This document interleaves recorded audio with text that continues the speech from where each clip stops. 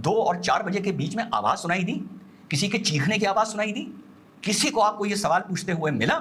मुझे नहीं मिला, किसी भी प्लेटफॉर्म पे से नहीं मिला। ये सवाल ही खत्म कर दिया गया। ये सवाल ही मेरे साथियों, आप अगर ध्यान करें तो सिस्टमैटिकली खत्म कर दिया गया कि भैया उस महिला की आवाज कहां गई, जिसके साथ अगर अकेला ये आदमी कर रहा था। शोल्डर बोन डिसलोकेटेड है, पेल्विक का लिगामेंट रप्चर है, थायराइड लिगामेंट रप्चर्ड है, आंखों से ब्लड आ रहा है, नाक रप्चर्ड है, 14-15 इंजरीज हैं। जो अपराधी जिसको बताया जा रहा है उसके भी इंजरीज हैं, जो वो संघर्ष में के दौरान उसको लगी इस निर्मम अपराध को करते हुए। तो मेरे भाई ये सवाल ही गायब कर दिया गया कि आवाज कहां गई।